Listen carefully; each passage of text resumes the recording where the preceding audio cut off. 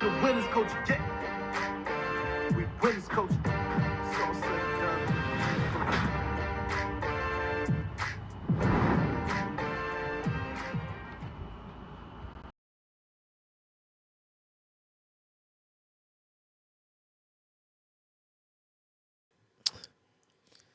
What's going on, y'all? Welcome to another episode of Who's Hiring? Cultural commentary for the creatively employed. It's just JJ. Today we got with us. We got a special request from like our first fan for real. Oh yeah. That we do introductions. They want to hear a little bit about y'all. So let's do like quick, like it don't got to be long, but let's do quick. Tell them about you. Diamond. Yeah. Cool. My name is Diamond. I am a creative director, curator from Philly.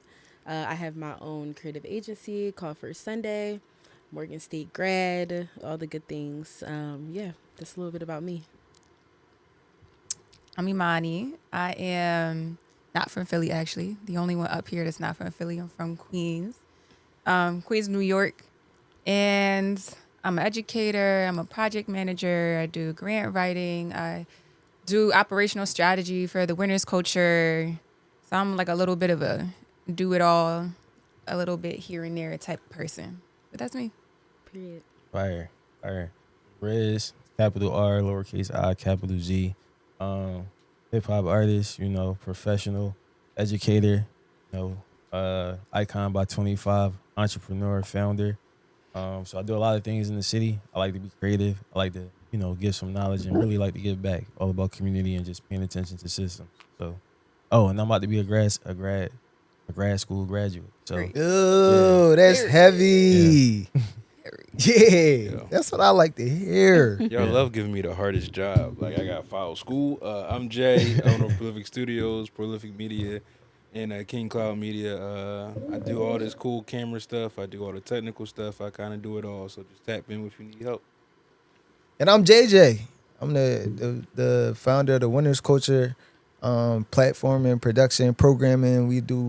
We make videos. We do campaigns. We do marketing. We do all type of things here at the Winners Culture. So it's just a fun experience rooted in community. So I appreciate y'all for checking us out on our flagship new podcast, Who's Hiring? Cultural commentary for the creatively employed. So we're going to get into the check-in today. How's everybody feeling? How's everybody doing? I'll go first. So I started this day on a journey, right? The journey was to Delaware.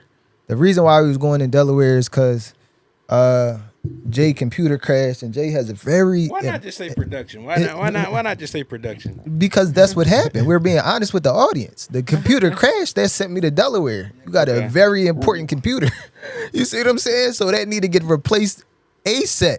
So that sent me on a journey to Delaware because they don't have any taxes. So that's another cheat code when you're making big purchases.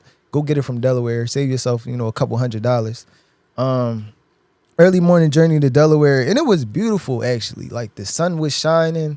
It wasn't too much traffic, and the route to Delaware is actually beautiful on the sides. You look at the trees a little bit; they blossoming in the springtime. So I got to feel the wind against my face and feel the breeze. I was playing Kanye's new album Bully. He got a couple tracks on there that's just ethereal. So it's like I was cool. I was on my way back. I seen it looked like Oak Lane practicing in full pads. Once again, that took me back, but also I was confused because it's April, right? Yeah. You see what I'm saying? What they got the kids doing? I don't know. But yeah, so I'm good. I can't complain. One thing leading to another, so I've been blessed. What y'all got going on? Well, I'll go. I mean, purchasing. I just want to know, why is it so hard to buy things at a certain threshold? Like, Apple was giving me so much issues trying to purchase this thing yesterday. Really? Whether it be it wasn't, and I'm like, is it my bank? But it's not even hitting the bank. Like, the bank not hitting me with no fraud, John. It's just Apple like, no, we don't think you should buy this right now. Like, what, yo? Everyone was checking his pockets. They said, no, you don't got it, bro. I'm trying to tell you. I'm like, what's the point of Apple Pay if I can't put all the bread on Apple Pay and just buy it? Right. Like, y'all already see the money. It's in y'all system. and it's right there. So I just had a He long said this night. abnormal. When He you got a kids. surge. He got a Crazy. surge of cash in his account. We can't trust it. I mean, if you just look around, I spent a couple of dollars down here. So like, but it's just not like on Apple system. Like I don't like on Apple.com is like the issue here for me. Because everywhere else, I had to hit every other website to buy a gift card to get this joint. Like, all right, I'm just gonna spend $500 at Target. But once you spend $500 at Target, then once you spend $500 again on Apple gift card, like everybody worried about scammers. Like that, that's the biggest thing I say. Scammers have ruined purchasing things online because everything is meant to try and stop the scam, Yeah, but that's it's true. stopping regular people too. Like That's nobody, Oh, shit. like Yo, that just remind we gotta make more people believe in us, like as individuals, but also as the ones they not respecting us right. Jay tried to make his purchase. They said no, like they supposed to know, like they supposed to know who you is. They supposed to see the email and respect it, like. ain't care nothing about that. But shout out, hey, I just want to let people know, education discount for Apple is the where it's at right now. They loosened up a lot, guys. That's all I let you know. You ain't gotta provide not a god.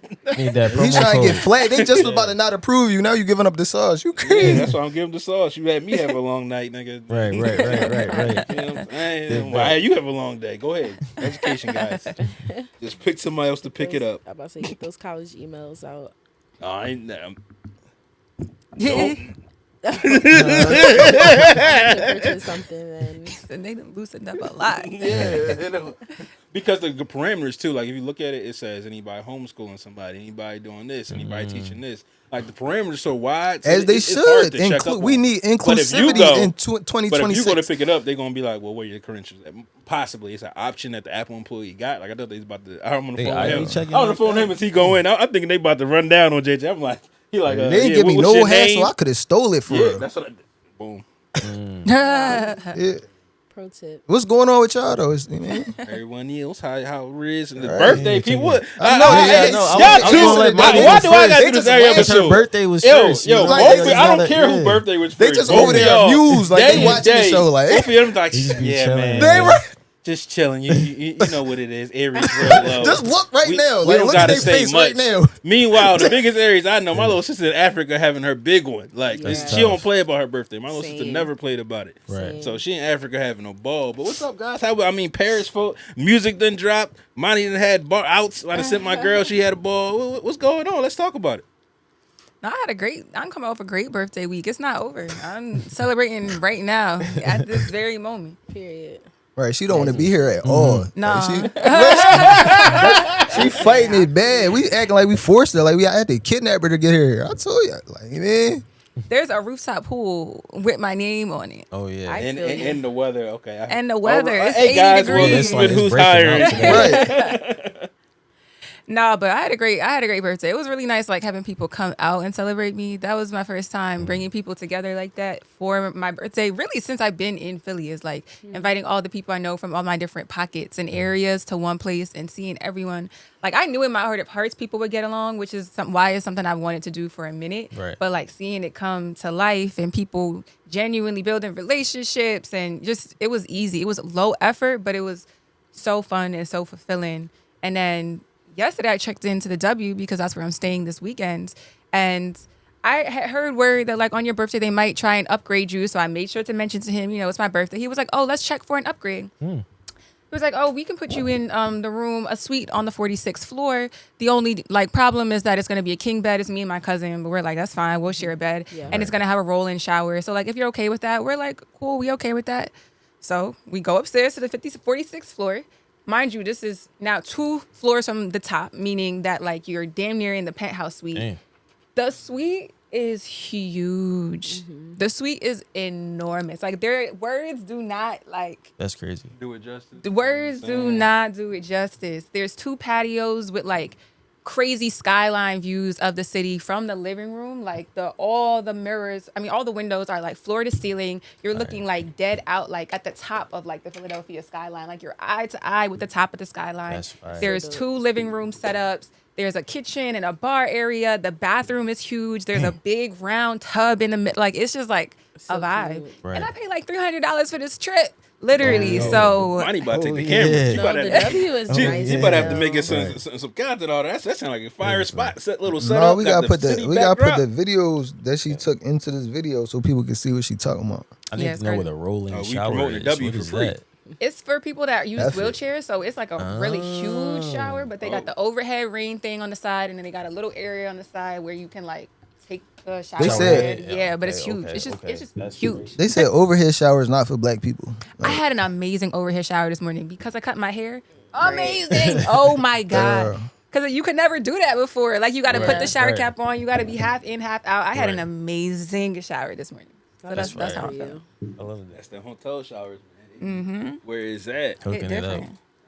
I love that for you. I feel like the same. Like it was a lot of love this birthday. I feel like I got to give a lot of love, and I actually like received a lot of love in like verbal ways and things like that, which was. Oh yeah, so yeah, the song dropped, Control out now. You know what I'm saying? Yeah, for sure. Oh, he got excited in I stages. got really excited. No, for sure, because it's just been like you. I know some of y'all heard the song and everything before, but just sitting on something for a while and just feeling like it's not the time to put it out, and then wanting to put energy into the world. Because at the same time, I did feel a lot of love, but like still driving through my neighborhood and stuff like that, I seen where a lot of love was lost and people like still hurting and in pain and just going through things, and it's like. All of this is happening simultaneously. So am I doing enough to like put my energy into the world? And my birthday was able to bring some positive love into the world. And same thing, you bringing people together off the strength of you, and it's good energy. And it's like we just need more of that. So it really just motivated me to like just keep doing everything. So yeah, good music. I hooped yesterday, which was great. Very Had to test thorough. out the 30-year-old body. You feel me? Yeah. Yeah, but it was cool. We got like 9 minutes of bucket, so that's gonna drop soon too, which was cool. So I feel good. I feel good. A lot of lessons this week, but overall, very good energy. That's fire. Big Thank you. Aries season. Yeah, right. Yeah, no, I've been good. I feel like this past week has been very, very busy, gratefully busy, like all good things. I took on a new project / client that has had me like just very, very, very busy. They have a lot Bow, bow, going on. bow. Right. Yeah. We need to get a horn. We gotta get the Something sign. We like- got Big wins yeah, in we the got chat. like so we can Right. celebrate. We can celebrate. I was about to say celebrate people properly. Right. Crying. Yeah, no. So I've been kind of heads down with that all week.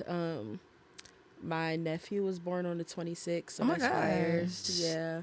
So I'm excited for that. My brother, me and my brother are really close, and this is his first son, his second child. He has Aw. a daughter, and his name is Blaze Durant. So yeah, Aw. that's That's cool. that's I'm a fire excited for name. that. Yeah. I love being an aunt. It's like one of my favorite things. I have 3 nieces. Well, I have more than 3, but dad's side, mom's side type of thing. But I have a lot of nieces and nephews, so this is like a new addition that I'm excited for.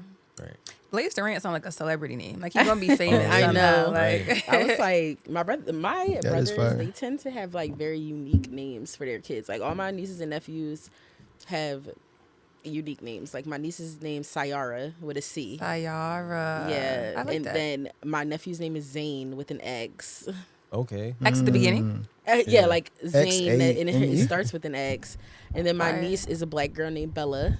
I love that. Literally a black girl named Bella, It's and then always her the girls brother that name is get to get Blaze. named that's like that. Yeah, so I'm excited for that. Love being an auntie. Love that. Gotta name the kids. You know what I'm saying all my kids got named. I want you Word. hard to pronounce my kid name. I don't even want him to interview. So like, I want him to be able to do whatever he want to do. So I like the difficult names. I like that feeling. I in hope class when Dr. the teacher Umar's- had a stubble. Yeah. I hope Dr. Umar's school or Minister Zay's school finish by the time that your kids got to go to like My secondary kids are school. homeschooled, sir. You feel what I'm saying? I don't have the. I feel like that's That's the, insane. I, society that I you feel like guys that's do. I feel like that's the perfect place for them. Dr. Umar or Minister Zay, because like Minister shout out to Humble Zay. You feel what I'm saying? Walking from Philadelphia to the other side of the country. I think he in like Penn State right now, following that journey. Because you have to have that type of outlandish ambition to succeed in this world sometimes. You see what I'm saying? So hopefully those schools is ready for your kids when that time come, bro. I'm not putting my kids in those schools, but thank you. No, I did want to ask y'all for this check-in though, right? I was on my way here, and as I was enjoying like the beauty of the world and the breath of God, my phone rang. It didn't ring, it chimed, and it was Progressive, telling me that my bill was ready. You see what I'm saying? And it just like I felt. You feel what I'm saying? You took away from my moment. Yeah. You see what I'm saying? And the bill be ready the same time every month. So this is something I had a reminder there to make sure that the bill get paid. But it's like, you know, like certain bills, they grind my gears. I'm gonna tell you why it's specifically Progressive, right? Because insurance don't make no sense. The reason why it don't make no sense is because I pay y'all every month and I don't never withdraw. You see what I'm saying? You should have enough money in your storage somewhere. It should be money in the cloud. You see what I'm saying? It should be money in the cloud to That's the cover. definition of insurance. But it should be enough by now. You see what I'm saying? I've been paying since I was 16. I've been behind the wheel since I was 16. I'm 32 now. You got 15 years to figure it out. Yeah. It got to be a limit at some point. You see what I'm saying? So when I get an insurance bill of any kind, all right, now my home insurance, I can understand a little bit. It still don't make sense because somebody was paying before that we should be able to tap into the reserve. It's a big pot. But like, all right, you know, I only had the house for a couple years. Okay, cool.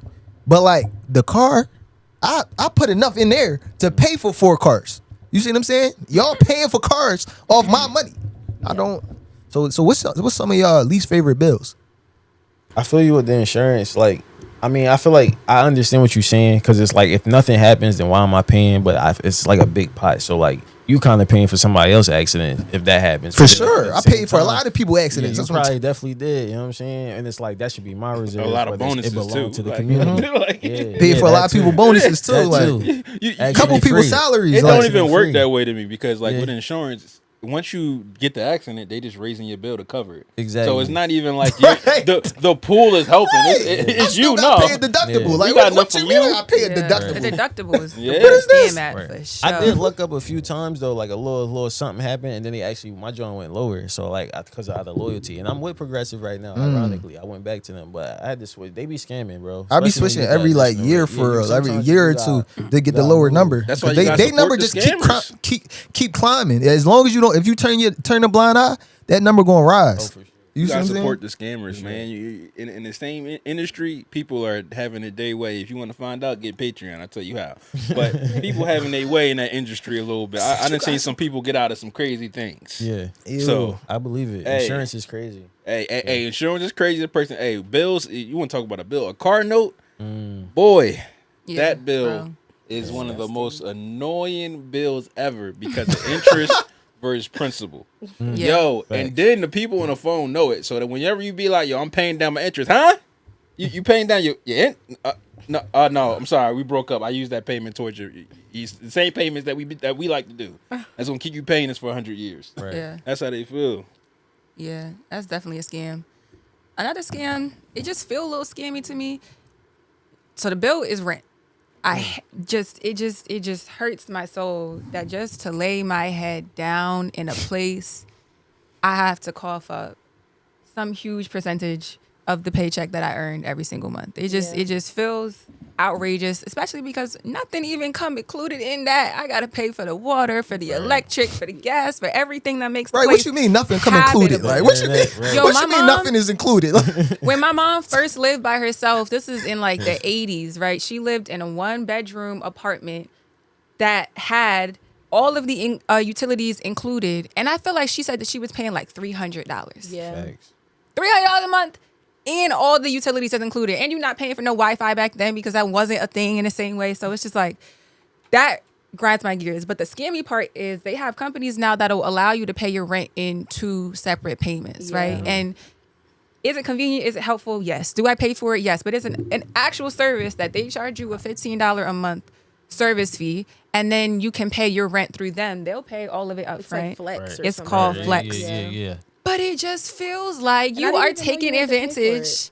Yeah, I you Yeah, pay saving for something it. off the top. You know what I'm just- you saying? got to. The extra That's how 15 they- here. My old apartment used to market it all the time in Yes. like my rent portal. But it's like, if y'all gotta use a third party person in order to help me pay my rent, then we all know that something's off Yeah. here. Bring Like it down. something's that off down. here. Which is very Right, let's convenient. rearrange some Very numbers. convenient. I feel like the same thing with rent is like phone. Like if you don't pay for everything up front, they gonna hit you with some hidden fees. And I just feel like I do the unlimited. I mean, yeah, you a T-Mobile expert, Right, so I know he you gonna have the something phone to say about it, salesman. right? He about to try to sell you something right now. No, Because for the real, phone look. game, the phone hustle kind of over. Like phones, like the manufacturers kind of own. Like, That's what I would say. Like, T-Mobile can't raise your iPhone price because iPhones are already the most expensive. Exactly. So, like, in a situation, it's really on your services where they catch you. If you want insurance, that's where they're going. Insurance phone scam. If you don't, if you're gonna pay for insurance, you better replace that phone at least once. Because you done already, they didn't raise insurance. Not even affordable no more. The minimum insurance like a dub, and that's a month. Right. That's the same as your phone payment. Right. Yo, so you trying to tell me can I scam me? He said I need the insurance. Like, I don't even think you broke a phone. I don't Insurance know. is important. I feel like I don't drive like purposefully. I don't want to deal with notes. Everything we just insurance, talked about, tickets, all right? None of that. Everything. None of Everything. that. I No, just realized, tickets like, is crazy. honestly, like, I realized it just didn't put me in my feminine at all. Like, I had a car for 4 years. I didn't have a note. I bought it, but it was just like, I realized in that 4-year span, I was like, I feel like I'm operating as a man at that point. Like, it was times I'm like on my hands and It's knees at funny a as gas shit. station, putting air in my tire. And at that moment, I just was like, why? Like, it's raining. I'm out here in a dress and a North Face coat at the gas station at 12 o'clock at night because I'm on my way out and putting air in my tire. I was like, this is just not for me Hands getting dirty. at all. Yes. So I sold my car. funny. I sold my car in 2024. So yeah, but I feel like for insurance, my bill is also rent that I hate. I just can't stand it. It's like the bane of my existence. But also I feel like for insurance, to the insurance combo, if you do get insurance, I think on your electronics is really worth it. And I also think as someone whose apartment flooded and stuff got ruined, renter's insurance is really important too. Yeah. Like, cause I always used to be like, what is renter's insurance even? Like, what is it going to do? Until it You was needed literally it. raining Time through the for roof that. of my Yeah. apartment, and I literally had to get my Yeah. items replaced. So I was like, okay, that's helpful. And then I think on your electronics is so important because when I made like my big girl purchase of my new MacBook, like I think when it first right from Instacart. yeah, exactly. It I had it in my purse. Like, I had it for only like 10 days, and I had it in my tote bag, and I was leaving my job, and my water bottle started leaking Yeah. out in it. I've done that. And it didn't even have water damage. I took it out, and the water had got caught in between like the case and the laptop. So I tried to take the case off, and when I did, I don't know if I'm just strong, but the whole screen just snapped in half. Like, it was like literally, and like within a couple days of me getting it, I was literally at the train like, oh my god, I just broke my own laptop with my own hands. Made her Like, laptop- it wasn't even broke. She made Like, her it had- laptop soggy. Like, no, literally, it's like the water got inside and I was getting it and then I broke it. So I'm like, damn. And I couldn't remember if I paid for like insurance on it or not. Yeah, that and when I Apple took it to the Apple store, everybody kept telling me like, oh, you're going to have to pay so much money to get that fixed if you don't got insurance. And when I went, the guy at Apple was like, yo, because you know how when you buy Apple product, you got like You those got first 14 third days. like days to like get it. He was like, you're literally on your last day to get the insurance. So instead of having to pay $3,000 to get my laptop repaired, I only had to pay $80 for the Apple Pay, and then they did it Yeah. for free. So That's I definitely fire. Yeah. encourage insurance on the expensive electronics, because when you don't, it's like, you know, we all got Apple Care on our phones. Like, you want to go and pay that $30, or Or do you want that- to Yeah, pay so that Apple $100? Care. So Right. like when I It's say super worth phone it. insurance, I mean like T-Mobile, Verizon, Sprint. Yeah. Apple's personal insurance is good, especially if you're buying a product from them, because you can do Apple One and put it on like existing already products. Like when I Yeah. got this, now I retroactively put it back on my phone and back on my Mac. But for the phone insurance part of it, it's you got to pay deductible already. One, two. Once you kind of pay for the phone, they still charge you the insurance. So like once you pay for the phone, I better cut your insurance because now you just need to get a new phone. It's the Yeah. same price. So if you're gonna pay insurance $20 a month and a phone $30, you got $10 more, you got a brand new phone. And a lot of times in these days when it's your phone breaking, it's about time to get a new one, because especially in our world, in the creator community, the newest phone is always gonna guarantee you the best photos, videos, you know what I'm saying, what you need to get done. yeah, that remind, Also, card insurance. If you buy with your cards and like rent insurance, American Express, Chase, they have insurance built in. yeah, that remind me too. It's 60 days to get Apple Care on that laptop. Yeah. The only reason I didn't put it on because you was picking it up, and I didn't want to have them make you stay or have to sign. You know what I'm saying? Oh, all right. I wanted the I was Definitely easy, get that smooth Apple Care. transaction. Get you in and out. I put it on once I got. I just was moving that to the forefront. You see what I'm saying? Just to make sure that, you know, everything progressing. We just heard stories. You see what I'm saying? I think Apple perfect segue into our let's get to work topic actually. So one of the questions that I'm really curious how we all land on is basically like, how do you identify when something new is just going to be a trend, whether it's a brand or it's a campaign or it's a moment. How can you tell when something is just a trend versus when it's going to have real lasting legacy power? Can you tell in the beginning, or is it just like a matter of time? Because Apple is one of those companies. My fault. I was about to say, can we qualify with a trend? Like, what do we consider not a trend? Something that lasts. Like what? Something though? that stands the test of time is a Something jean that jacket. stands. A jean jacket has never went out of fucking. A jean jacket has never went out of style. Argue me if you want.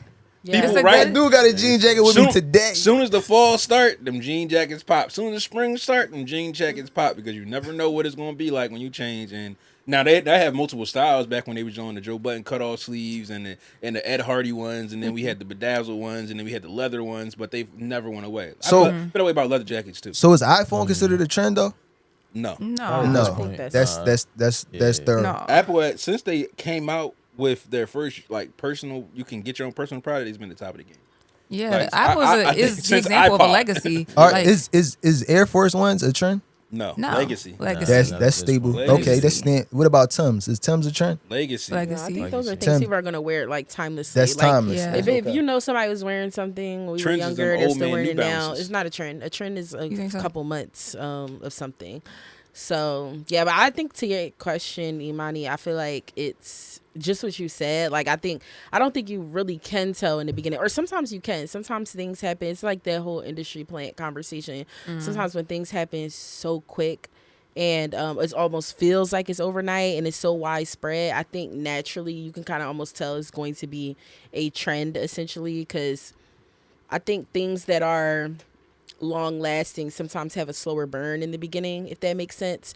So like you don't see it everywhere so fast. Like for example, like Labubu's. That's what I think of when I think yeah. of like it was just overnight, or technically Rihanna started, I believe, if I'm not mistaken. I think she had one of her. Yeah, I think that was like the. I think that obviously like that's the catalyst. they were for- there, but I think she wore attention. one on her bag, and I feel like from that point on, I was seeing everyone with them. That was my first like introduction to the whole Labubu trend. But yeah, because it was so widespread, like you couldn't go anywhere without seeing them. It was all over TikTok.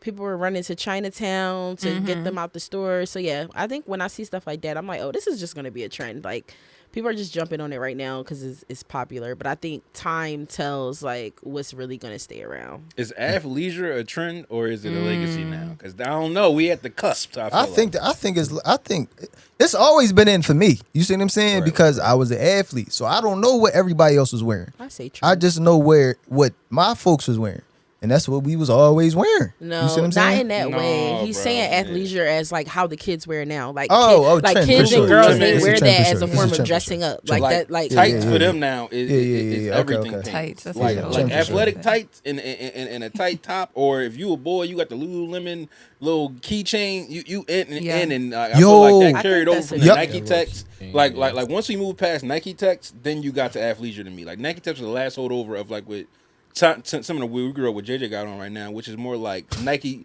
like ab comfortability. Like it wasn't meant to show off your physique. It was meant for you to recover and be comfortable. Yeah. Now it's you got to look strong at your clothes. Yo, Yeah, y'all think the shiesties about to be a trend?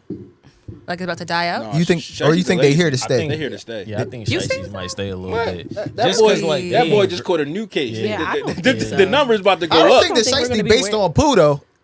But the I thing think- about it's hard to say You don't something think is a it- trend when the it comes heat to of the it's youth, based on because food? the youth is going to be changing. Like they're eventually not going to be the youth anymore. Like what we Yeah, that's a what good we point. was That's a good wearing, point. what they was wearing when we all worked at Tech is not necessarily What the they style. wearing Like now. I I remember see when we was 40-year-olds working in at Tech, ski the masks. biggest thing was those pandas. Like if you ain't have those panda dunks, you were nobody. The kids wore the panda dunks so much that I went and got a pair because I'm just like, yo, I really like this sneaker so much. Everybody has a pair. Panda. They not. I don't see people wearing them as much anymore. I think No. it's hard to Sneaks call. are done. That was a trend. Sneaker Yeah. culture is a trend that goes in and out. Ooh, Yeah. sneaker culture Ooh. is trend. I disagree. Yes. As a whole, Culture? I disagree. I agree. Yes. As a I do. whole. disagree. No, because it was a time, You right, got- where we was waiting in line to get. I remember Yeah, waiting in that's line. sneakers. But, That's not- but even That's I'm a gonna take it from a resale. pricing point though. From a pricing point, we could move in these trends of where sneakers kind of hit their peak of like 200-300 of the max Okay. of the general sneaker, not these high end brands, and then you lower it back down. Like Air Maxes just dropped down.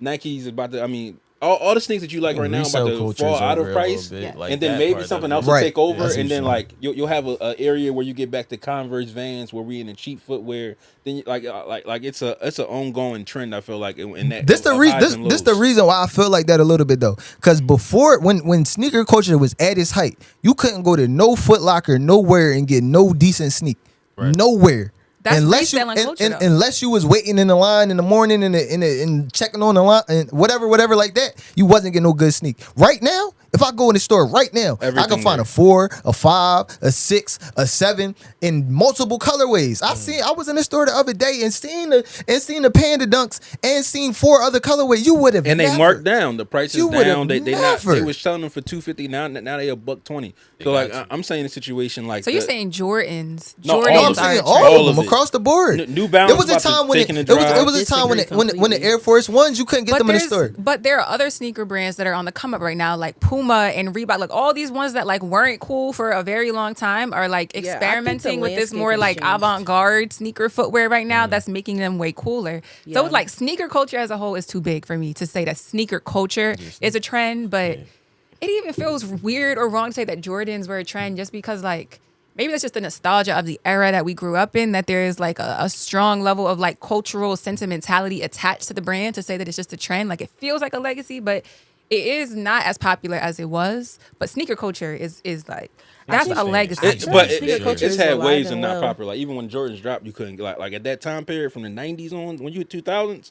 Jordans didn't matter again. Like it was like it was a time period when we just was Forces and S. Carters. It might not be these shoes, but it's gonna be in rotation. Like you gonna put them on with a pair of sweats or something. I'm saying to where like they're. I thought we were talking like from a fashion standpoint, like a trendy fat. That's what I thought. That's what I was saying for. But that makes sense. Just because they're not trendy doesn't mean that they're not still, like Riz is saying, in the rotation, which actually means that they're not a trend. That means that they are actually like they're a legacy now because you just got them and you'll pull them out. But it's not that you wear them to flex because it's a trend. I think the kids making fun of you for wearing Jordans now. They say they hurt their feet. They don't like them all the time. Nike trend. So that's what I'm saying. And as far as the trend, like to where but hold on, thing on the planet. Hold on, real quick, Diamond. You said you didn't think it was a trend though. You said she disagreed. Oh no, sneaker culture. No, I don't think sneaker culture is a trend. That's just coming from I'm a sneakerhead. I probably spend the most money on sneakers. I just think it's impossible for sneaker culture to die. Sneakers been around for like 70 years. Like a sneaker is a I'm not saying sneakers are gone. But are we saying I'm saying the culture around it? Are we saying that people don't wear sneakers no more, or are we just saying that people aren't as excited about the new drops or as knowledgeable about? Too. I feel like if you're not a sneakerhead or somebody that's culturally tapped into sneakers, it's changed because of technology. Like just like most fields have changed. For example, I was the one who used to tell my dad take me to Foot Locker and we used to stand outside and wait for sneakers. I'm the same person that be on EQL still hoping I win a raffle, putting in a raffle for Joe Fresh Goods, putting in a raffle for the Amine sneakers. So it's like I still have that. I think there is a lot of people that are still extremely excited about sneakers. I know Joe Fresh Goods is about to release those orange New Balances. I feel like they've been maybe it's because again I'm into sneakers. That's what I say. Look at, but it's all over my feed. For you being a head, I feel like you're in it just like that old head who won't let go of Adidas. He just called you an old head. No. It's the comparison of the person who has a personal connection to the trend that will never let it die. But I'm saying for like Nike stock is on. Nike might go out of business. Foot Lockers are closing. Like the culture around it is going. Like people not ordering. I'm bleep myself. People not ordering sneakers offline like that. Like the whole culture of hype beats. Like people checking release dates are not a thing. Like the bricks came out, nobody got the bricks. Nike trying their hardest. They got Jeezy with a bricks on brick shirt. Like they're trying their hardest to keep this thing to where it was. What I'm saying is the culture itself, like it's potential to phase out. I think like not like people not gonna wear them on their feet because they every comfortability is where we at. But I'm saying to where your sneakers are like a statement piece. We are past them. Like we're past that point. Like the kids, even right now, I can't tell the difference between half these track runners for these high end lines compared to New Balances. Right. Like it's literally be the same sneakers. And that be the point too. Look, I think one of the reasons why I felt like it was a trend is because even on the youth, right? They perfectly cool, all wearing the same sneaks. Right. That didn't used to be a joint. Like I remember, I remember. Bro. But when I say wearing the same sneaks, though, I mean this. Like it will be like if it's a 30 youth, right? 18 of them got on the New same Balances. great New Balances. And You then feel what the I'm other saying? ones got on Balenci's. Where and then the other ones got the same. You feel what I'm saying? Like the Balenci shoe. version. I remember so vividly trying so hard to be the only one on my basketball team with the it was like the Gamma 11s and when I was in grade school, and I needed to be the only person that had that sneaker. Right now they don't care about They that. don't check for it like that. Concords don't. I agree. Concords used to be like Concord, that's the what I'm only thinking sneaker of. that could never go away, and it's completely gone.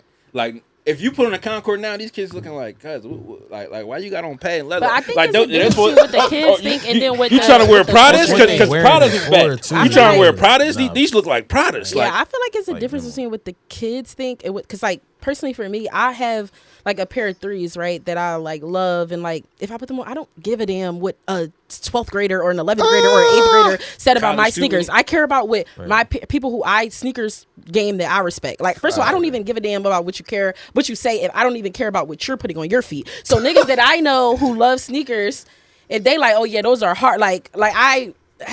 Me and my brothers are sneakerheads. I disagree with the fact that all kids are wanting to wear the same sneaker. Like, yes, it gets to a point where things are trendy. Just like when I was in high school, everybody had Jordans. We all had the breads and stuff like that. There were certain sneakers that everybody had, but it's still like when I take like me and my nephews, we go shopping for the first day of school. They still want the hottest sneaks, like, and they're little kids. They still want, oh, I want this off the rack. I want this. This is my favorite color. Like, no, right. these are hard. Like, it's still that. Yeah. And I feel like the landscape of sneaker wearing has definitely changed and went down. Like, yeah, certain things are not as exciting, but I think when you have sneaker designers that are coming up, we still have J Tips, for example. I think we don't know what they're like. They're like, for example, if you would have asked us 4 years ago, 5 years ago, if we would have thought New Balance that, like, I know me, I was buying New Balances for $120.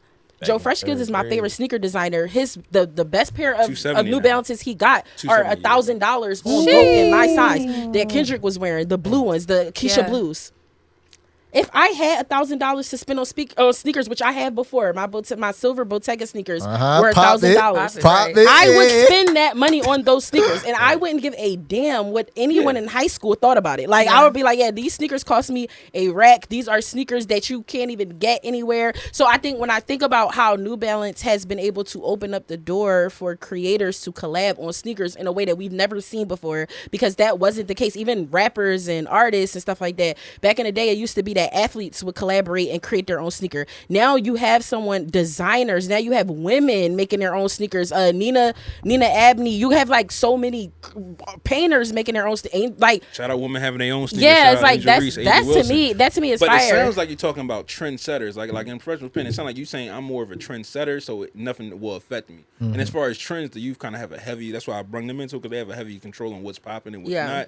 Because even to music and all culture, yeah, I got you, brother. I got you. So in my professional setting, I would say you're like a trendsetter more than that.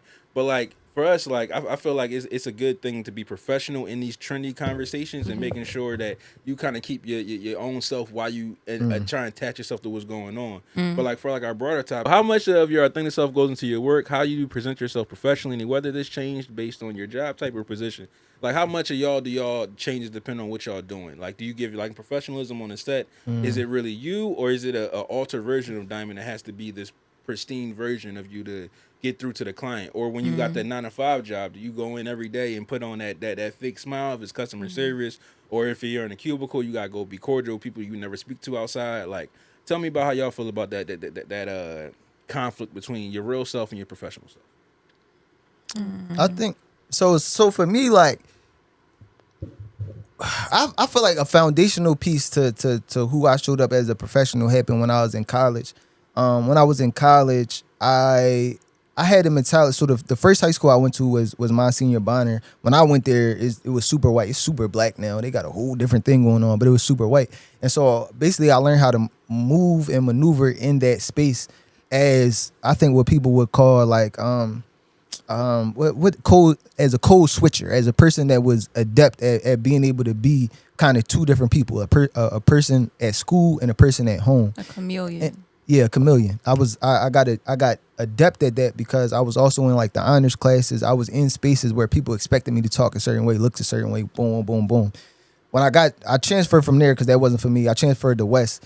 It wasn't like that. I got to be myself. But when I went to college, automatically, because it was a PWI, I think my brain reverted to, this is how they're going to relate to me. This is how I need to be seen in order to be respected. And I had a professor, shout out to Dr. R, who was the head of our writing center.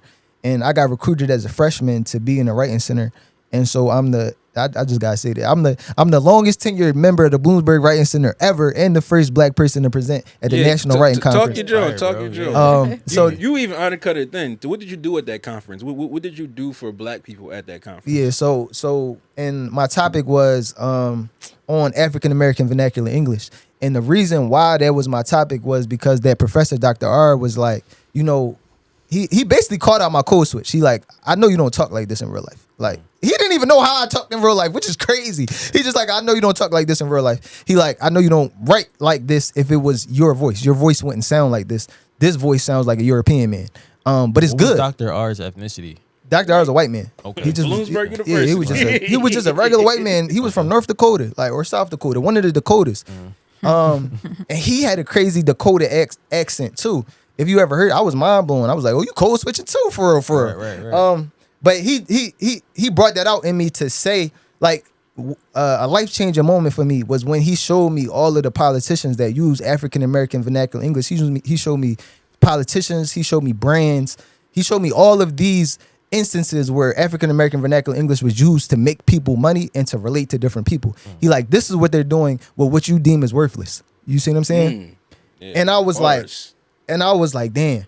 You feel what I'm saying? And I was like, I didn't even think of it like that. I didn't even realize that that's what I was doing. So he said, I challenge you to figure out how to be your real self in these professional spaces. And that writing conference was that first challenge, was my, bringing African American vernacular English to a space that, wasn't used to it. And my presentation actually went over really good. I got like 2 or 3 scholarship offers based upon that to do continue master programs and things like that.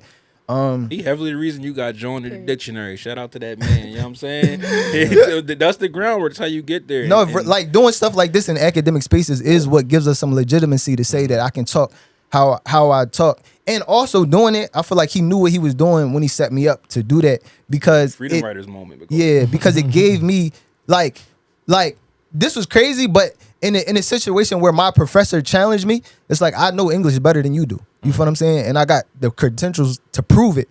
I just choose to use it like this. I choose to go about it like this for these reasons. Right. And that worked for me. So that was a long way to say, in professional spaces now, I try to be conscious of that. I try to it still is a thing, because I understand kind of how corporate works, and it's a certain level of power that you need to have in order to basically break down all the walls. Right. You feel what I'm saying? Manny is somebody who I respect like this, right? Manny 215, somebody who's a frequent, but Manny shows up in every space. He talks how he talks. He dresses how he dresses on purpose in order to do a similar thing. But because he is who he is, either you're going to respect it or you're not, but he's going to continue on with what he got going on. And to me, that's highly respectable. I think it's 2 sides to it. Like, I do think that you need to be able to understand, who the people you're talking to and what they're saying. And so your whole whatever self can't always show up until you make that mutual understanding. But I also do think that as black people, it's super imperative for us to understand the power of our words, the power of our authenticity, and that if we don't use it, harness it, and understand what's powerful about it, other people are always going to. And so it's not necessary to feel like you're behind, or you have to acquiesce to another culture, or be like another person, or talk or do or operate like how they told you to, because there's whole nother set of people that's waiting to exploit you when, as soon as you act how you want to act, because you don't think it's valuable. You know what I'm saying? Yeah, no, I could definitely run with that, because that's like a big part of just like the brand of like Icon by 25, and just understanding who you are so you can show up as your authentic self in every space. I was a person who I feel like I never fully fit into one world. Like, I grew up, you know what I'm saying, inner city, whole thing, West Philly, all of that stuff, but my academics will allow me to go to other spaces as well. And that started at like elementary school. So now I'm in spaces with people from different cultures, and they're speaking like academic language. So my thing was always I'm going to speak how I speak, but I'm going to learn the vocabulary so I can speak the language in any room I walk into. So Yeah. we're talking about cameras, we talking about music, we talking about math, we talking about science, and now I know how I can implement my personality, but use the vocabulary in order to keep up with the conversation. And then just being able to then have that confidence in yourself to show up in every room as yourself. I think you have to do the work. When they say professional, that means doing the work and knowing your space, but just you can be yourself. Like you can be yourself. You just got to deliver and know what you're talking about, just to make it short. Stay in Man. control. I'm raised by grifters. Like being a different person when you walk in rooms with What is a grifter? A grifter. What- It's like I don't want to use it. See, all the terms that people used to use for this person is kind of like derogatory now. But it's somebody that kind of like can come in. It's a type of like it's like low level scammery a little bit. Like back in the day, like So you was raised by low level scammers? Yeah. My grandma was a hustler. So like in a situation like to get what you want, you portray a certain way. So like my grandma was sick Okay, when I okay, I was see younger. what you're So saying. like I see what helping you're her and doing certain things around that room, you garnered a certain type of attention, free food, free this. So like in that way, I've always went into different buildings from a kid as understanding to get what I want, I might have to alter who I am a little bit. But in my professional self, as I grew up, I understood how much that takes from you. Like in a sense, when I don't get to be me, this person ran butches. Like before I was in leadership roles at work, when I had to be the perfect sales rep or be the perfect doorman or be the perfect person at the register, it would eat at me a little bit because in my mind I really want to respond like I need to go to the back, I need to do this, but you can't because I got to just do what I do to do this role perfectly, and I got to do what I do to be this class student perfectly and do this job perfectly, and eventually you end up being like, dang, well, what, like, again, bleep, what is me outside of this? Like who am I when I go home? Like how much of this do I bring with me? And when you got a coat, like you got to kind of get in the car and turn yourself as you like. I used to take these 2-hour drives from work when I'm running different districts, and like that first hour, you finally be like, I'm back. I can breathe a little. Like my brain's off of what was going on there and how I had to communicate and handle it. So like for me, it's always been like a tight walk of balance. And like in this professional career is now entrepreneurship. I try and be as close to I can as me, but the professional like enough of a little bit more me with a little bit of professional version in it. So like I'll turn it on for a snap real quick, but it's not the whole time. I'll be on set a different way than I would be if I was like in my previous life. So like it's definitely a tight walk for me of representing yourself in the right way, so you don't always got to be somebody different to somebody else. No, Yeah. that's good.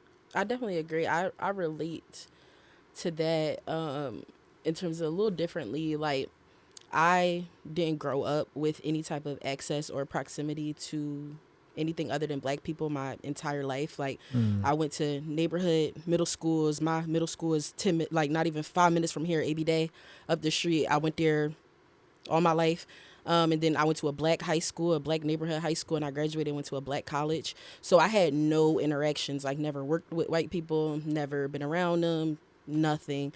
So I really didn't even know how to code switch. Really, honestly, didn't even know you had to for a long, long time, especially because my black colleges specifically, and this is probably true for all 300 plus of HBCUs throughout the world, but they specifically train you and get you ready for that, knowing that you are in this hub that is very black and know that they're about to push you and their intent is to push you out into the real world, into corporate America, to be around white people, and they know how much of a culture shock it can be. So that's all you hear if you go to HBCU from freshman year to senior, to the point that when you are there at every HBCU, this is a thing. Freshman Monday is the first day of classes every year. The HBCU culture is that you don't tell my idea of college before I went to Morgan was that you go to college, you wear sweatpants all the time. Like you wear sweatpants, you in hoodies. That's like college fashion. Before I left to go to college, I was buying that type of stuff because I'm thinking like that's what you wear up there. It's a running joke or a prank that HBCU students play on freshmen on the first day of classes, where they don't tell you that you're supposed to dress up. So on the first day, you always know who's a freshman, because if you go to HBCU, you know that's a fashion show. First day of classes, people like in fraternities, they got on suits, and men who are not in frets, they walking around in suits to go to class, and that really comes from the mindset of you got to be 3 times as better. Like you can't be caught slipping, and you get used to it. So sophomore year, first day of classes, you come in shitty sharp because like only people who not dressed up on campus on the first day is freshmen because they don't know. So I always kind of had that, and I knew what it was going to be once I graduated Morgan. So I was pretty much ready, and I feel like I was always authentic. And then I also left Morgan to go work for a black record label. So it's just like everything was just black. But I think as growing up, the only pull I really had was just like honestly being interested in stuff like that identity crisis of like being from the hood. I'm definitely from North Philly off 17th and Bristol, Nicetown, one of the most dangerous, I feel like, hoods in Philly. And then being interested in stuff like Supreme and Tyler the Creator, like having to tell my friends like, oh yeah, the early days of Odd Future, like y'all gotta watch this, and them being like, no, What? that's weird. That's What? like Yo. the identity crisis that I had as a kid. And then now in my corporate life and professional life, I think the only like quote unquote code switching that I struggle with, or like back and forth or difference in personalities, is just like my position in my career sits right in between like creators and brands. So I think like how I present and have to balance like my relationships with clients versus my relationship with creators, people that I know on an everyday level, sometimes gets to be tricky, especially because it could happen. So like I could be in a 1 hour meeting with a production team, then go straight into an hour and a half meeting with the client. So having to sit in the middle, sometimes I can feel myself being a little bit less authentic, wanting to present myself as more professional, more structured, but then also on the other end of that, really having to reel back and be a little bit more down to earth with like creators that I work with on an everyday. So yeah, I think that's like what I struggle with, and I'm still actively struggling with that in terms of like having to code switch between the two. But I don't think my code switching or how much authenticity I've been able to bring had anything to do with race. That's a good. My experience was interesting because so when it comes to like code switching and being in different environments, your professional self, your real self, I've been in so many environments. So similar, the reason I knew the word chameleon is because that's a word that I think about in relation to myself and my upbringing a lot. So I relate to what you shared and what you shared, Riz, about like having a home base that looks one way and then having all these different experiences that give you other ways to be. And something that's interesting, like outside of the race conversation, is that when I went to college, I was exposed to Black people that came from like all over the world. So all over the world, internationally, right? We're talking about people from different countries on the African continent, Caribbean islands. I also grew up in New York, which is heavily Caribbean. But also now there's Black people from Chicago and from Alabama and Mississippi and all these different regional dialects and accents. And because growing up in New York, I went to a school that wasn't, first of all, I'm not from Brooklyn, so I don't have a strong ass Brooklyn accent. I'm not from Harlem, so I don't have a strong ass Harlem accent. And then I went to school in Manhattan where I was around a lot of white people from middle school through high school. So I don't have a strong New York accent, just period. So, but then being around all these Black people that like reflect my culture back at me, but also it's this like different thing, is not exactly the same. It's the same thing being here in Philly. It's like I found myself being someone that can like pick up on other people's like accents and dialects and language and slang. And like, I often ask myself, like, how much of that is other people? How much of that is me? How much is it fake? How much is it real? How much is it? But it's just literally the position that life has put me in, that it's easier for me to pick up on other people's things and take bits and pieces of all the different people that I've been around more than it is for me to try to mimic a way of speaking that might be associated with where I'm from, but isn't actually like the natural way that I speak all the time. So that's just an interesting contribution to the conversation, because it's not about race per se for me on that topic. It's actually like in and among Black people. And then on a professional tip, I've been fortunate enough, I would say, to have worked jobs that didn't require me to code switch, that actually I was more effective at my job when I chose not to, because I was working directly with people who needed to believe in me as an authentic person, whether that was teaching, whether that was working with grassroots nonprofits, whether that's now working with violence interrupters. It's like all very human-centered work. And I work on the administrative side with people that also understand you got to be able to talk to people. And so I haven't had to code switch, which I'm very grateful for. But I do think about like being based in Philly and trying to communicate with people authentically while also and then picking up on Philly's like dialects and regional slang and all these things, but then also wanting it to be like, is that authentic to me? Am I, you know what I mean? Like, am I communicating authentically while trying to build authentic relationships? So that's part of what I think about when it comes to my professional demeanor. But I will say I feel very fortunate that I don't have to like code switch in a white world, and I haven't had to do that since I started working. And I would be really hard pressed to step into a role where all of a sudden I did. Like that would really take a lot out of me. I feel like before we move on, this question came to me, and I feel like this is the type of question that I feel like Who's Hiring really is about, because it's a question that only a certain type of people can answer, right? You had to be in certain type of rooms to answer this question. The point that Diamond raised made me think of this, and what Amani was just saying. So like, what has been y'all experience as millennial Black people in between the creative culture and the corporate culture, and dealing with, you know, high level clientele or high levels of money being moved? You see what I'm saying? We talking about thousands of dollars, in some cases millions of dollars, for some of us.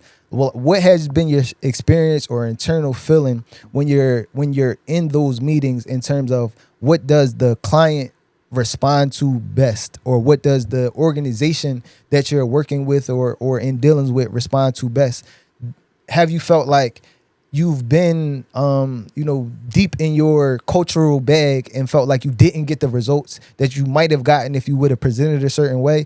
Or has it been times that you presented as super corporate and felt like, you know what, if I just was myself a little more, if I showed up authentically, this situation might play out different, because they will understand who I actually am a little bit better, instead of trying to acquiesce to what I think they want? Like, what has been y'all experience when y'all were in those situations, and your thoughts like before and after that happened?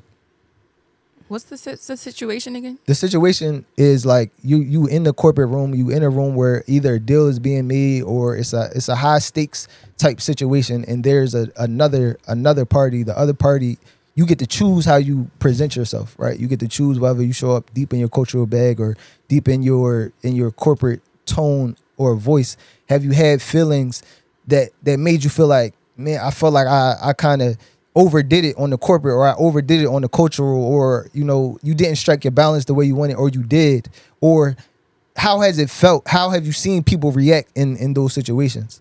I think I would just say, like, I think it just got to be rooted in honesty. Like, you really have to be who you are and be about what you say you're about. Like, I feel like in Diamond's perspective, like, she grew up in the Black education centers, what it sound like, right?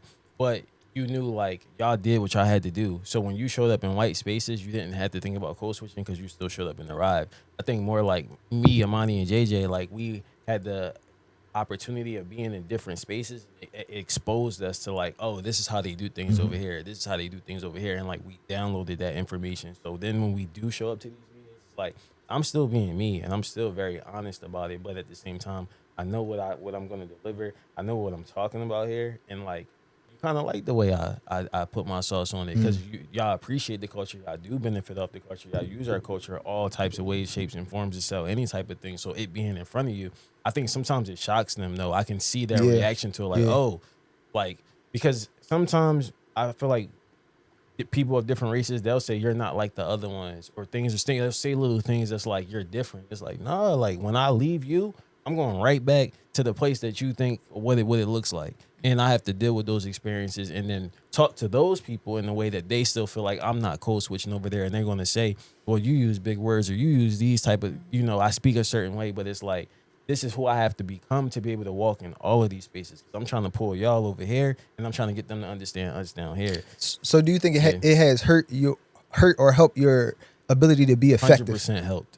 100% helped, because now it's like, it's not you know what you're getting. You know what I'm saying? So it's either you're going to accept it or not. Because now if I come to you with a little facade, and then now I'm in the classroom, or I'm on the stage, or I'm doing something, and it's like, wait, but I thought you was kind of like Now I'm not honest. Now it's something that you could poke at. But if I'm upfront and I showed you who I was, now it's like it's clear that this is what I'm gonna get. Do I want to move forward? Do I not? Yeah. You have the opportunity to make that decision. Yeah, I agree. That was exactly going to be my answer to the question, because I feel like if you give them a version of yourself that's not authentic, it's just a lot of work to keep that up. That kind of makes me think about like when I first got laid off last year, I got almost immediately I got the opportunity to interview with Urban Outfitters, which a lot of people don't know. Urban Outfitters That's a is great based example. here in Philly, in the Navy Yard. Up near where the stadiums is at, and I got opportunity to interview with them for a pretty big position. The interview process was long. Like I did 10 interviews before they called me in for the final presentation, and it was like a presentation in front of their entire like marketing team, and specifically they gave me like 2 weeks to prepare. But what they wanted me to do was build out a experiential, which if you don't know marketing, experiential just means events, programming, anything that happens in real life. They wanted to a experiential campaign that was targeted towards college students promoting their denim, like their BDG denim that Urban Outfitters has. And I obviously in that moment, I took a long time thinking, because I could have went a route that I knew would have probably worked for Urban Outfitters, like one of those really white college hubs, whether it's like USC, one of those state schools that Right. I know that they probably done a million things with. But immediately when I thought of college and I thought of being authentic to me, I thought of HBCUs, obviously. And then when I think of HBCUs, I obviously think about the Mecca and the hub of cultural HBCUs, which I think of is the AUC. So Atlanta University Center, where you have Clark Atlanta, Morehouse, Spelman, all within a block of each other in what used to be Morris Brown. So I was like, okay, I'm going to base my campaign around that. Like that is going to be my project. It's going to be an experiential event, lotto concert, because they was like, basically unlimited budget. Like, what does it look like to have this big experiential thing in the AUC, which is like Black people move. I always think Black people move culture, of course. Right. And obviously I didn't get that job, and we will never know if it was because my presentation was Black or not. But I definitely could feel the awkwardness in the room, because they probably had never even heard of these things that I was telling them. Like, yo, there's the AUC in Atlanta that probably brings in millions of dollars. You talking about over 10,000 probably college students between those three schools. People come into that area all the time, and they have one of the biggest and most vibrant homecomings, like things like that. Trying to explain that to a group of white people, they were just looking at me like, And then just, like, okay. So yeah, I feel like that is a situation I think of, and in my mind I was like, yeah, I'm just going to go in and present what's really reflective of me, because if I get hired for this role, I don't want to be boxed into what I presented from this presentation. I'm thinking that I'm going to always be doing this and always be targeting white people. That's just not me. And I also just like don't want to do stuff like that. So I'm always coming in. I feel like you said, and no one knows more about the culture than us who's living it. So I always feel a responsibility in those rooms to speak up when I feel like something is off, when something is trying to be reflective of the culture, but it's not accurate. Like, I think that's just like our duty. But I also think adapting to the client is important. Each client is different. It's no one size fits all. So whatever the client is doing, like, you just got to adapt to that. Like, I did an event with Google, and people think like that was like super corporate. The guy who our point of contact, shout out Zuri, but Zuri's Black as hell. He pulled up to Philly for the first time and texted me, said, yo, my flight landed. Who can I get a cut from? Like, I'm like, I don't know. I'm not a guy. Like, he's like literally Black. And then after the event, he like, where we going out at? Like, he said, yeah, ideally people would be doing that little Uzi dance. Like, that's my goals. It wasn't no super corporate situation sitting in a room with a bunch of white people. Like, it was honestly people from their team who also wanted to make cultural impact. So yeah, you just never know who you'll be in the room with, and that will make that process easier.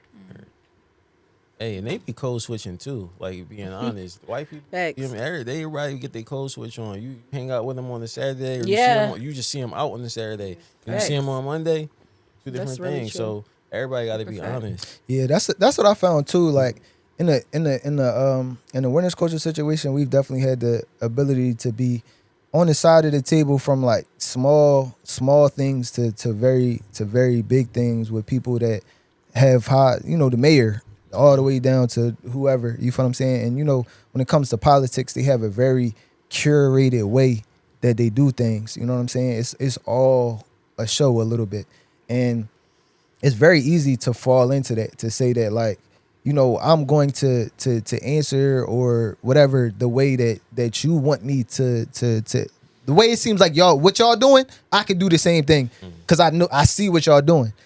And then I think, you know, I've been blessed to see people, but also I think it came to a point where it was like, if you came to me, and that's one of the reasons why I've been so like, I guess forward on what the winners culture is and how we operate is so to be like, if you came to me, you must have liked what we was doing over here. And so it's not necessary for us to be somebody different, because if you look hard enough, you see what's going on over here. You feel what I'm saying? And I think that also is a piece of advice to those looking for a place that fits them, a place that gives them purpose. I think the more that you dig internally, the more that you're able to reflect, the more that you're able to craft your voice to who you are, not to what you think people will accept, so that when the opportunity comes, it feels like it fits, because you were able to represent your inner self outwardly in a way that people understood. You feel what I'm saying? Definitely. But all right, we can move on to the break room. What they say? Grab your drinks, kick your feet up, fix your tie, Loosen the tie, loosen the your tie. Almost had Kick it. your feet up, get to your car, you whatever you gotta do to have Get a to the good wheel. time. That's where y'all take y'all break at, in the wheel. Whew. If a place I don't want to be in, Sometimes- that's the place It's a you can place get of to. transition. No, I used to, when I was working a night job, I definitely took my break in the car. I used to take a nap. You feel what I'm saying? Used to take a nap in the wheel. It used to be some of the best naps of my life. Hey, I used to. You wasn't a break if you didn't get to your car. If I couldn't get to my car, if I was in a building, somebody come to ask you for something. So like, Real red. had to I get out can't the be building. accessible during the break. Sure. Or I don't get a break, and the job don't care at certain levels. Oh, you didn't take your break? All right, cool. No, You gotta be out of sight. Out of sight. good. What you want? A cookie? But, Right. Fire. All right. So what we got? Right. What we got on the break room today? The first topic is Meek Mill.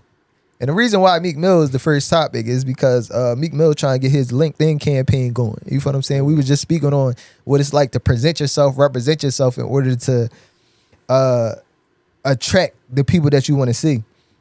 So Meek Mill's tweet was, "I'll be on LinkedIn or something because I don't know what happened. We basically in a deep matrix, trapped between Instagram, X, TikTok, Snap, etc. We have millions of fans. We can't even get real data on them. And that's where the bots live free to control the narrative. I started my LinkedIn journey as an artist. I have dedicated much of my time to honing my creative skills. Now I'm ready to transition into the business world and showcase my true potential. For too long, others have spoken on my behalf, but now I'm taking the reins and speaking for myself, supported by a strong team. Recently, I showcased Dreams and Nightmares in Philadelphia. I will be posting more content and business ideas to demonstrate the strength of the brand and my thought process." So the first thing is, how do we feel about Meek Mill's getting a LinkedIn? Well, question: do you want a job before we answer this, or no? Do we want to what? Well, I just saw Meek trying to perform in front of the art museum steps in Dreams and Nightmares. He's still on his LinkedIn. He using to still operate like his Twitter a little bit. So he just put out he put out a random request a little bit, and it was like, "Yo, who can help me get this done?" So like, I mean, you can help him get it done. So Oh, that's fire. depending on That's how I it. answer, We throw her hat in the ring. You All feel what I'm right, saying? So I'm not going to answer. I was going to answer it. So yeah. Okay. Guys. Yeah. I feel like Meek is always like, I feel like his mind is always in the right spot. It just be like, I think some people can't understand the like where the dots always gonna connect, but that's why he put the message out there so people can figure out like, how do I put this together? It gives me real like how kids kind of communicate now. They just kind of put the bat signal up, and then like, who can like help me and figure it out, because we really don't know. Yeah. And he just speaking from a perspective of, I don't know how this works. So you And I compare heard Meek the to a LinkedIn. kid? Is that what they? I would say not Meek to a kid. That's funny. I would say like more so just Meek to like, it's our school system. It's just the way people are educated. Like People- we the way only know people what do we know, things. You know what I'm saying? And kids kind of do the same thing. Or even as an adult, like you put the signal out there. Like, I only know what I know. Who can help me? This is what I'm bringing to the table, and I got this amount to work with. And he got a lot of resources. So I think it's cool that he's trying to be positive, because he could be doing something else. And he always say that too. Like, I'm posting and doing this to get motivation to the trenches. So this is how you communicate to the trenches. Honestly, Yeah. I think it's thorough. I don't know. Like, I don't know if the youth look up to Meek Mill the same way no more. Like, I don't know where they at with with the idolization of Meek Mill. When we was coming up, Meek Mills was like, you feel what I'm saying? Like he had a lot of influence over what the youth did. I think it's a stair step though. Like those right under Meek, like us is now who the kids are looking up to. Like I Right. even heard like Herbo say like Yeah, Meek that's is one of his goats. That's a And good the kids point. listen to Herbo Because so, if yeah. Meek start a LinkedIn trend, right, that's thorough. That is thorough. Because what it would mean is you are curating your image to make it Right. marketable. Right. You see what I'm saying? And I don't think you have to do that in any inauthentic way. You don't have to start communicating like everything we just said. You don't got to start going left with it. Right. You could just literally, how do I make this so it can be communicated? Because that's what Meek had to do to make that LinkedIn post. Like, what am I actually trying to do? What do I actually want? What is my actual message? What do I actually care about? And then that's what I'm gonna post on LinkedIn Right. because I want to attract people that have a similar mentality. And right now, I'm not doing that with my current messaging. Yeah. You know what I'm saying? And if more people, young people or people our age, I got to get my LinkedIn profile up. Diamond talking about she smacked off LinkedIn on the first day. You feel what I'm saying? Like I gotta. It sounded like to me what he was saying is that he wanted more direct access to the lines of opportunity. Yeah. That previously the opportunities that he's been able to take advantage of have been channeled to him through other people. And what we was just talking about on LinkedIn last week is that you have direct access to anybody that has a professional profile just by having an account on LinkedIn. And that was the part that I'm like, you probably a couple decades late to now be thinking about how you can, move your star power into actual like autonomy for yourself. But if you're doing it at all, that is actually a good thing. And it means that you don't have to work with the mega billionaire white-led corporations that That's a are great going to point. That's a be great in point. touch with your managers through your mega billionaire white-led label. Yeah. You know what I mean? Like you can work with the winners culture to get a project off at in front of the art museum, or you can work with anyone that has a similar vision and goal to you. It just gives you more direct access. And I think that that's actually super powerful. I really doubt that it's about to create a trend of people going to LinkedIn. I think to the whole like conversation earlier about legacy, like Meek is an interesting example of like a legacy that is like in one way is built and in another way is like still super just volatile and changing. It felt like every month something new come out that tarnish the permanency of his legacy. But so yeah, I don't think it's about to be like a trend that comes off of it, but it's just difficult because people definitely don't take him seriously on socials. And if he could be just a little bit more PR trained on LinkedIn, because you do have to.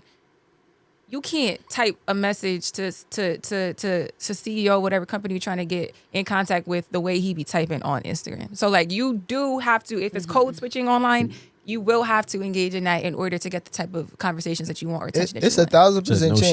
shiesties on LinkedIn. No shiesties No on shiesties LinkedIn. on LinkedIn. No But then this is again- your profile. It's a pic. 1000% He has a chance team. that if we clip this, he's gonna hire you.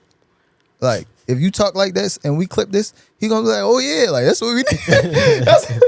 that's what we need. Like, and it's also a very high possibility that if Jay actually send that message, he like, "Oh yeah, that's what." Yeah, he has, I don't mean, even. He did. There's other channels, but go ahead. He did say he has a team, so I don't think he's doing any of this. I mean, I'm sure he's typing. Have you read the Himself. Instagram? Typing himself. Have you read the caption? Yeah, I've read it, but he also said he has a team. So like a team could mean anything. So I definitely don't think he's operating in silo. Yeah, I feel like he definitely not operating alone. But I agree with Imani. I don't think the purpose of him doing this is even to try to influence the It's youth. I don't think strictly that's for the whole thing. I think we also as a society just have to give people the understanding and space to evolve and be something different than we know them as or whatever box we put them as in our head.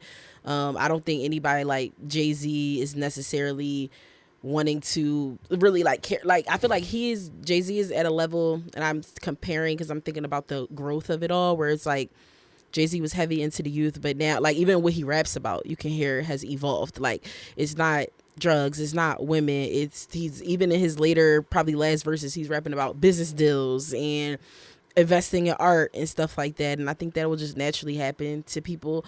So I feel like I don't know if Meek is really caring about if high school or if even the young people are getting on LinkedIn. I think his whole thing is just trying to get access to opportunities, and like he said, like Imani said, kind of be that direct line of communication versus having other people do it for him. Because I know he has Dream Chasers. I know he's also affiliated with Reform and all that. Like he basically has a whole nonprofit. So I know that he's like literally probably trying to. It has probably been fucked in a lot of ways, doing business. And now he kind of wants to probably just be more of a businessman, which I think is a natural progression for a human.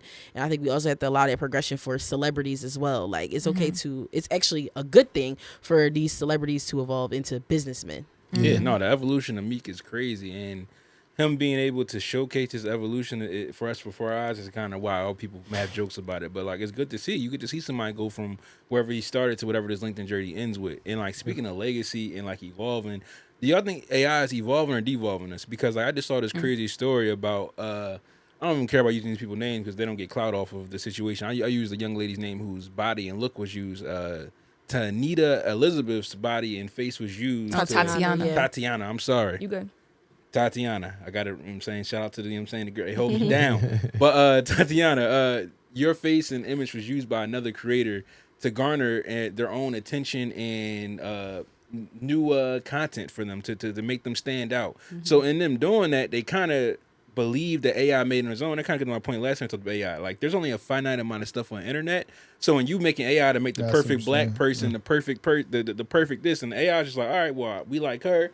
We like this from her, we like this from her, and it's put them together. But now at the point to where it's really just taking, we just gonna give you her. We're gonna take everything she got and give you her, and that's gonna be a person. If you don't Google her, then you won't know.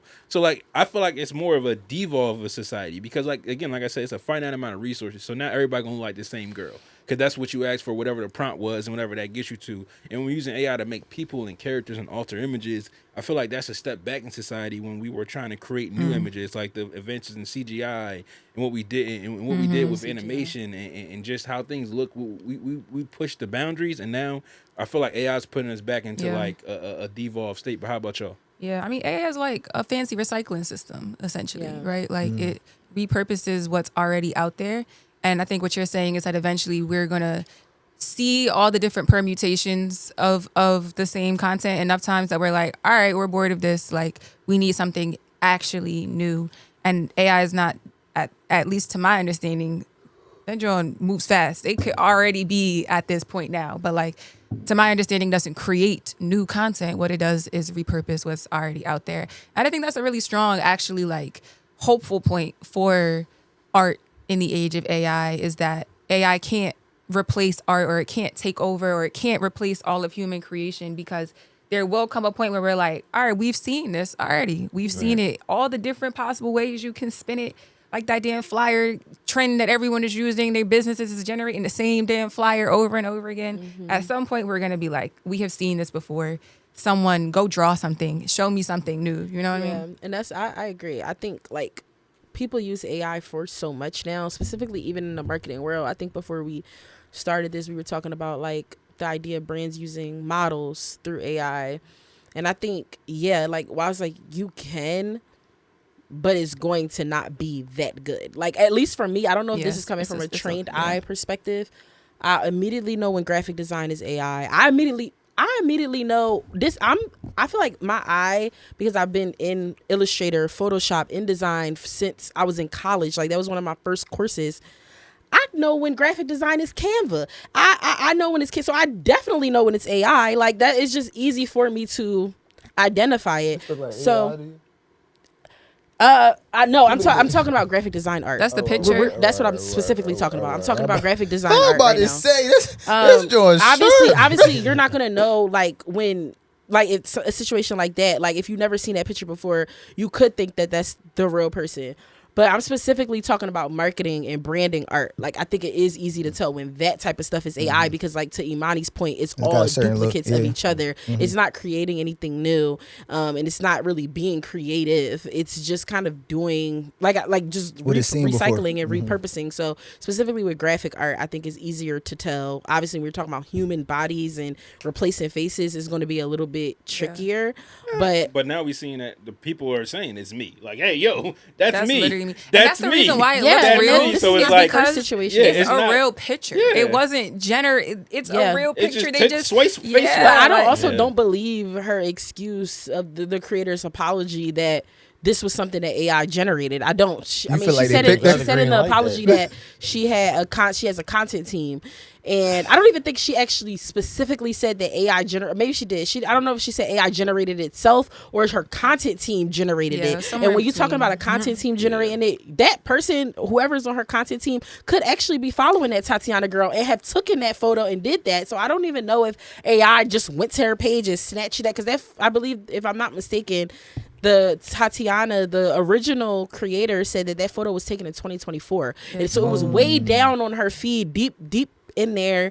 And I also think it's, obviously, in especially the beauty influencer world, a girl might be extremely pretty and post a picture, and then that picture might somehow get transferred over to Pinterest without them knowing, and now you're on people's mood boards without you knowing. So that's took it to definitely cute. You Pinterest. It's OnlyFans chicks with other people photos up. That's and crazy. content and everything up, selling it as them. Yeah. It's been going on. Hey, and before you even get to AI, this was happening when we was in college with Snapchat. Like, people will take anything they can to sell it and flip it and reverse it. So, like, in the situation, I just think Yo, crazy story real quick. Before, when I was in high school, why somebody Full took stories took my highlight tape and made it their highlight tape? This before AI.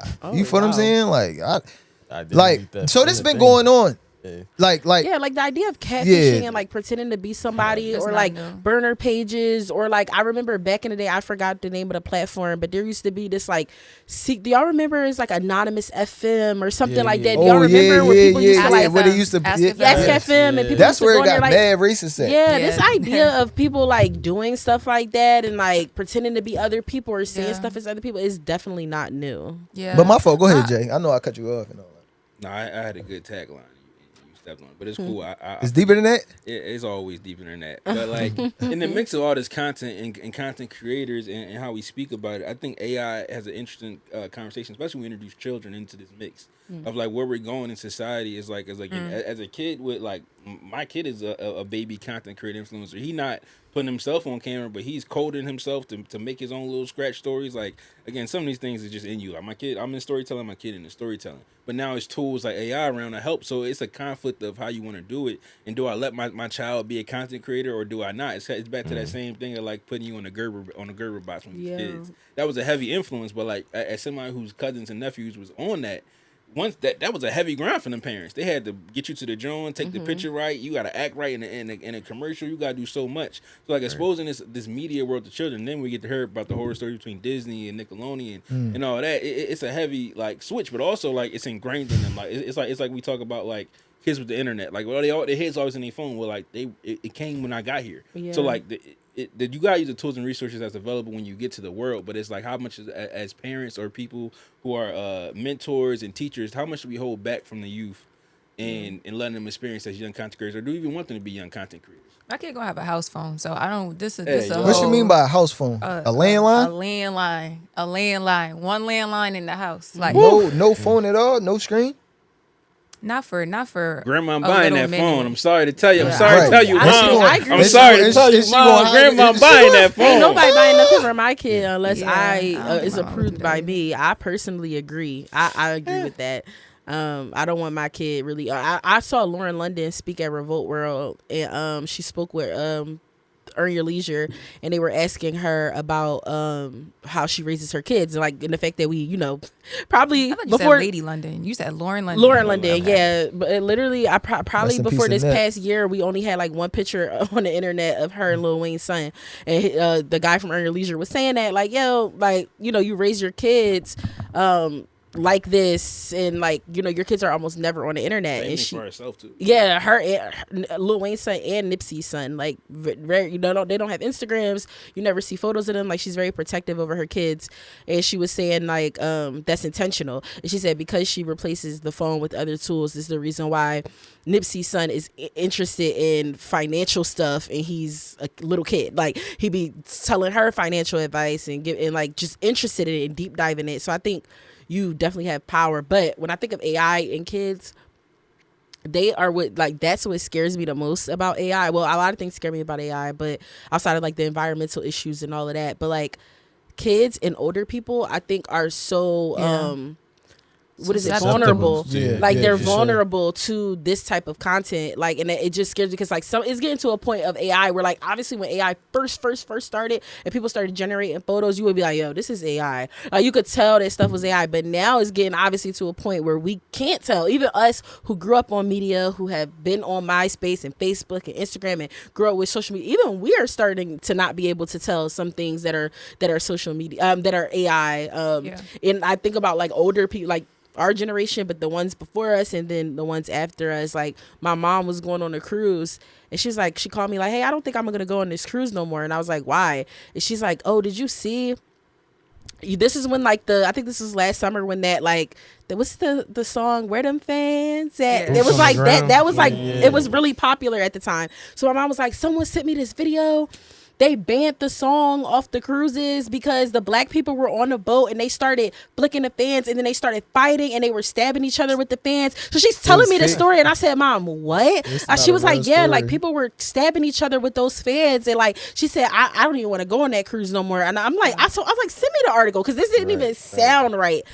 That it was literally the most AI put together article I've ever seen. It was circulating on Facebook, and my mom, Facebook is super. Facebook yeah, be like drawing. Facebook is a really bad hub Facebook for be it, especially for drawing. like I said, older folk. But my mom really believed this. Like, and looking at the clip, if you didn't have knowledge of AI or knew how AI worked, it was a genuine like media news clip that someone put together saying like this song was banned from black cruises because black people are like stabbing each other with these fans, which is like so crazy. Like, Like, you know, somebody sits behind a computer and comes up with them crazy stories The and fruit puts them ones, out. too. Like, The And they fruit be ones I've hitting seen. too. And they be You go on hitting. Facebook, they have 10 million shares. There's a show. I kind of like the on- fruit Definitely AI. The exploitation. fruit Yeah, AI they're stories. silly. They're silly. They're funny to me Yeah, because they it's are like funny. what I seen one that had like a honey pack. What There's, was that? I was like, what is a The show that? on honey, Netflix. shout out Royal Honey.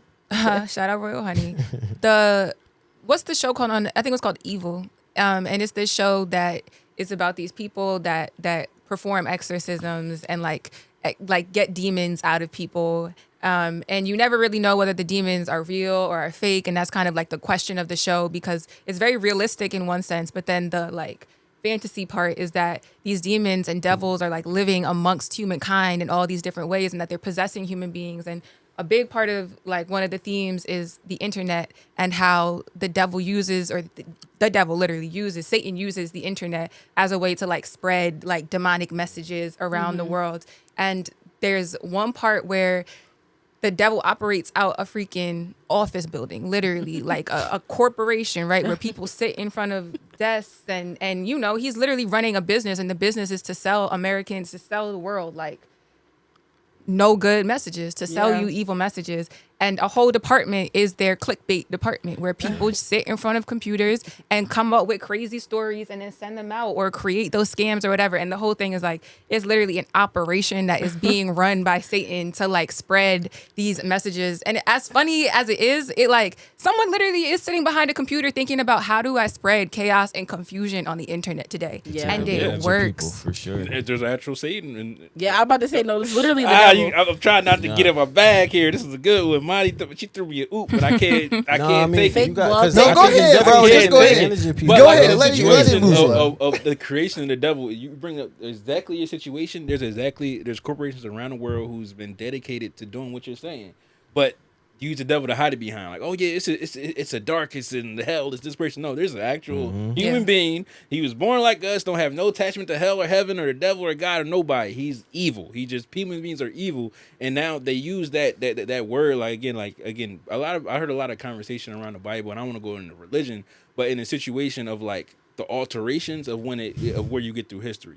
So like I think it's widely known that somebody edited around the King James version, it was edited. And in those situations around the editing around those words, you kind of get to the point to where we are in society, where someone is definitely is shifting culture interpretation. behind the scenes to make sure they can keep a control on. Like even right now, like what's going on with our government and how it's a driving force to keep the red side very red. Like we trying to keep y'all, as much as they turned in like to like a gray and they trying to see the difference, they find a new way to flip it and reverse it, and they'll try to hide it behind a demonic source or something of religious belief, but it's really just that man right there who has been trying to do the same thing he's been trying to do. Like again, like this war situation is funny because I've seen multiple people come out and say that the presidents of past have had the same offer to go to this war, and everyone declined until this year.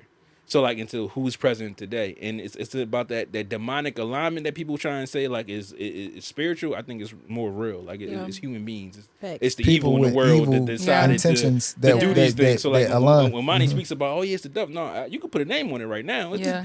just- And that's kind of what the show is saying. Again, like you throughout the whole show, you don't know whether the demons and the devils are real or they're not, because it's a team of like, it's a priest, there's a psychologist, and then there's like a scientist who's like really rooted, like he's just a sciencey guy, and they go out on these cases where they have to exercise. They have to figure out, is this a demonic possession or not? And the reason it's those three people is because they're skeptics. Like the one person is a priest, so he believes it's demons, but the psychologist believes that like it's something that's like in your head, and the scientist believes that it's something. And so they're going and they're observing, but like you never really know as a viewer, is this like demons or is it just people being They wrote that evil? so Giving you the well. If you pieces, haven't though. watched They give Evil, you all like the you gotta go pieces. watch. Like I they got- wrote that It's a so good show. well. Yeah, I think it's just exploitation though. People definitely will once you get put capital involved, people try to find a way to get the most out of capitalism, and they will exploit whichever group, whether it's an older group or a group of children. And with AI, I think that's where it gets dangerous, is because people are susceptible to things, but it's just teaching that media literacy, being able to understand like, where did this come from? How did this come from? Okay, we consume media all the time, like media classes or just media presentation should be what you call it, not on demand, Accessible. accessible, definitely accessible, and maybe even regulated, because people need to be able to keep up with what's going just on. moving If so not, fast. it is fast, Yeah, you but need just a that. way to combat that. Yeah, And I think it's through back to your points through education, but like even for like I need you to teach you to manipulate the system, so like you can spy when it's coming out. And I'm big on that with my kid and around like what's going on. Like I don't ever try and hide it, because like for me it wasn't hidden. For me, I had to knowledge since I got here. So like it was given to me as like a child. I was in a computer room for the naval base with my grandparents. So like he has that same access, but it's about what you do with them. Like he don't be on his iPad alone. He's not on there searching the internet by himself. He's not just web browsing. He going to his specific things. He's usually coding, or he's again, and then also to the point someone made earlier about kids, and you try and stop from doing things. My kids are very, very sneaky and observant. So like they'll watch you, what you do, they'll pay attention. Like my kid is know how long to glance to get your password. To log on, he knows how to. Hey, he'll get with his best friend and be like, "Hey, y'all said no Roblox." Well, he got it on his iPad, and y'all, as soon as I get to the crib, he gonna go like, "Switch iPads. Here you go. You want to play Minecraft with all my cool stuff? Go ahead. I got Roblox now." But again, even that, it's kind of like you gotta take away your parental part of it too. You gotta learn these things. You gotta understand these tools, sure. because Roblox has so much heavy negative energy on it. But like as a world and creation place, like it's what the metaverse tried to be. Like my kid went on there, and his biggest thing is he likes games and certain things around his ideas. He likes bells and music, so like he'll make his own game. So he went in Roblox and made his own bell game, and that's the opportunity for young kids, is where they get to kind of take out their creativity in it, and you got to just monitor as a parent, because yes, there's evil people all out through the internet and the world and the streets. So like I don't play it in real life or on the internet. But I agree. yeah, I think we did it, guys. Anybody got something to connect with the folks about? You know what I'm saying? Let's connect. Yeah, so I got it on good information that the neighborhood experience grant right now is being underutilized. So make sure that you go apply for that if you haven't. It's a grant in Philadelphia that is funding events over the summertime, and they not hitting their quota, so they got to turn it up. yeah, I got a few grants. So I've been trying to get in the grant game. So I know one is the Coramino Fund. It does end very soon. So if you could get in there, they're offering $10K to any small business that's starting from scratch. They want to know why they would be proud to partner with you. It's also Kevin Hart, so just giving that Philly connection. They want to help close the wealth and opportunity gaps, and they're joining the Tequila Grand Coramino to create a fund which has 3 rounds. It's a $10K grant to catalyze growth for more than 150 small businesses across the U.S. that have been unable to secure other capital to expand. So that means it's open.